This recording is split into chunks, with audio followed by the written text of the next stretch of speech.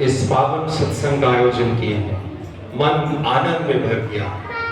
मेरे पहले सत्य भाई ने श्री श्री ठाकुर जी के बारे में, श्री श्री ठाकुर जी का दर्शन, श्री श्री ठाकुर जी का परिचय हमारे सामने रखने के लिए कोशिश की और श्री श्री ठाकुर जी का दिव्य जीवन का एक छोटा सा झलक हम लोग के सामने रखा, जिससे पता चलता है श्री श्री ठाकुर कितना प्रेममय है, कितना दयामय है, कितना कंपैशन, कितना लव श्री श्री ठाकुर जी के अंदर है मानव जाति के लिए, विश्व के लिए।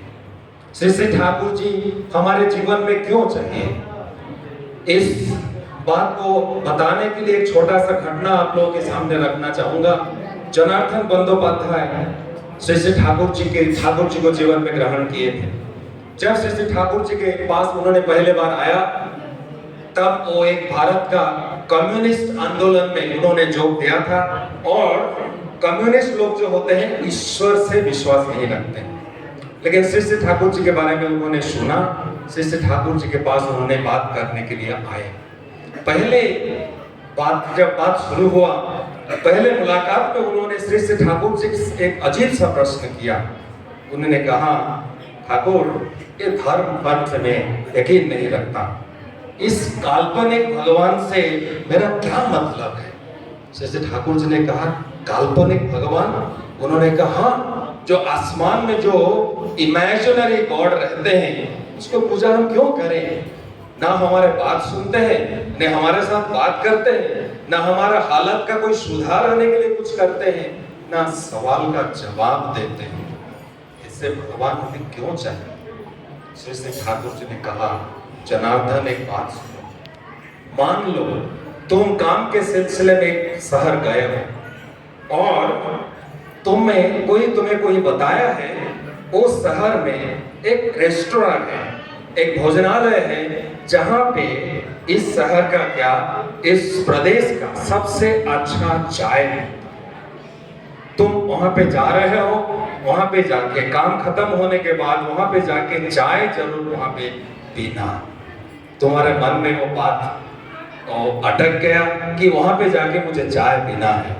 काम खत्म हुआ, कोई चाय की दुकान पे तुम गए, चाय ऑर्डर किए और बहुत सुस्वादु स्वादिष्ट चाय दुकानदार ने तुम्हें सर्व किया और तुम आनंद से वो चाय पी रहे हो।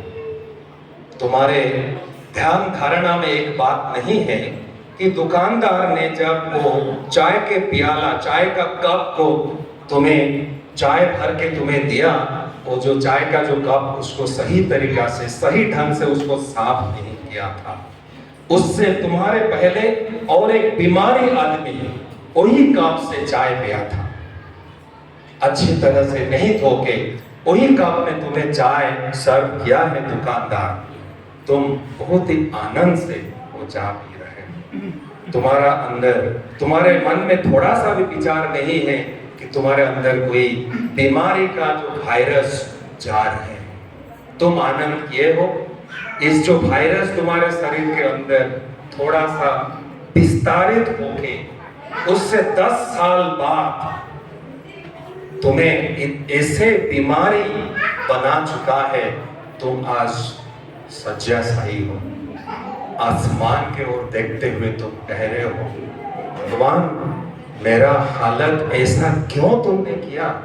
मैं किसका क्या बिगाड़ा था? मेरा हालत आज क्यों ऐसा है?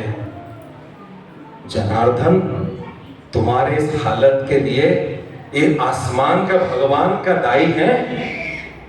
जनार्दन मुखोपाध्याय ने कहा, नहीं ठाकुर, आसमान का भगवान दायी नहीं है, मैं दायी हूं। अगर मैं अच्छी तरह समझ लेता, उस दिन थोड़ा देख लेता, जिस दुकान में मैं गया चाय पीने के लिए वो साफ सुथरा है कि नहीं, दुकानदार मुझे कैसे चाय सर्व किया।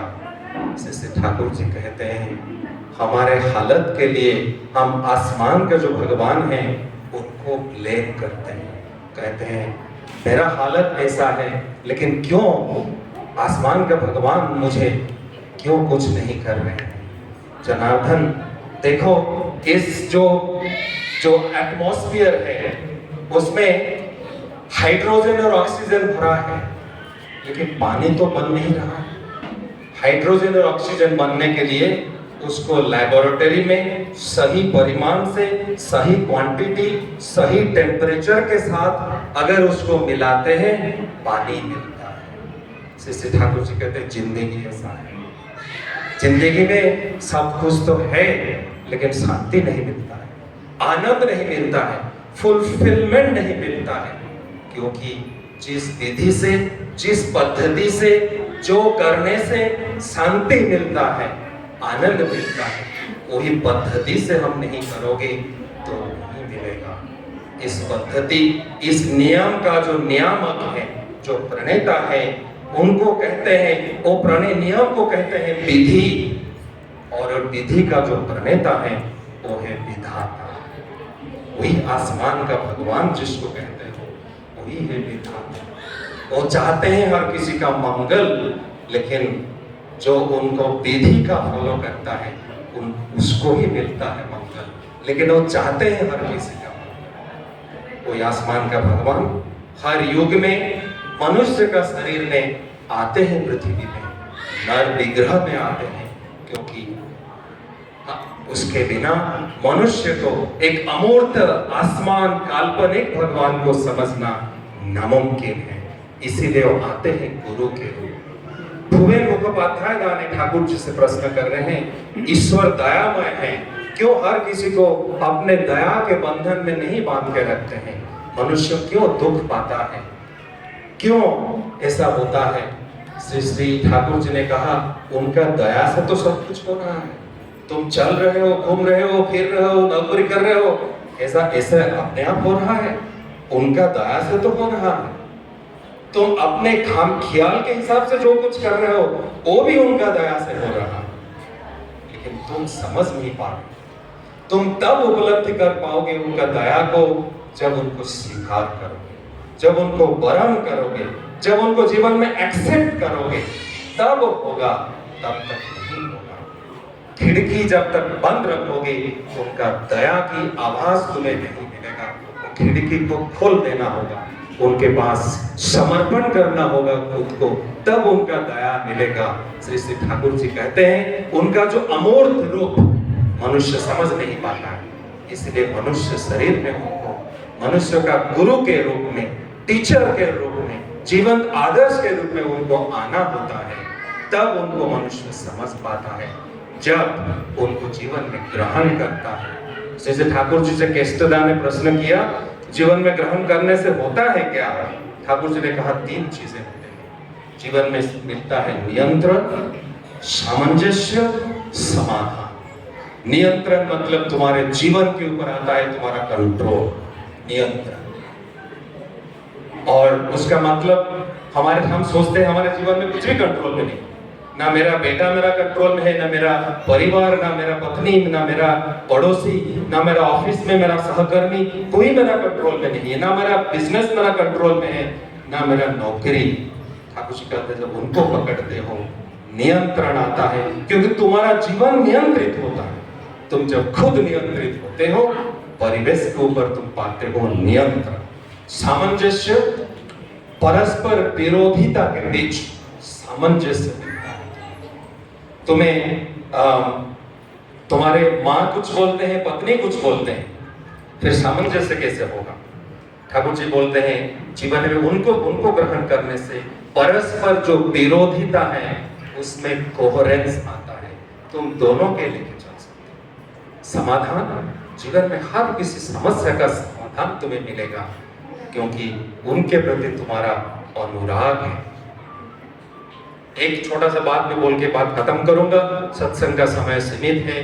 मेरा बेटा जो यहीं पे नहीं रहता है, काम के सिलसिले में बाहर रहता है, मुझे 2 दिन पहले फोन किया था और मुझे बेटा पूछ रहा है, श्री ठाकुर जी के प्रति गंभीर अनुराग से क्या होता है जानते हो? मैं बोला, वो बताओ क्या होता है?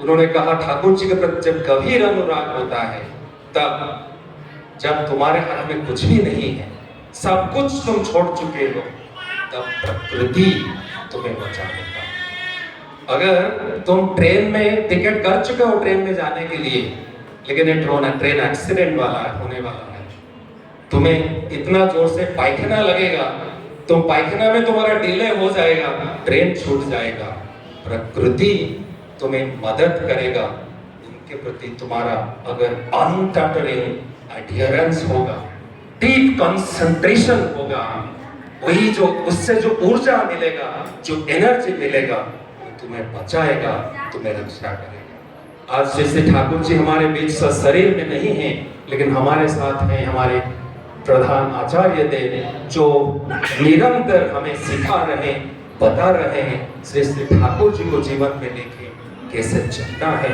जीवन को कैसे सार्थक करना है, धर्म करना है। आप लोग सभी का मंगल कामना करते हुए परम पिता के रातुल चरण में प्रार्थना करता हूँ। वंदे पुरुषोत्तम। जय।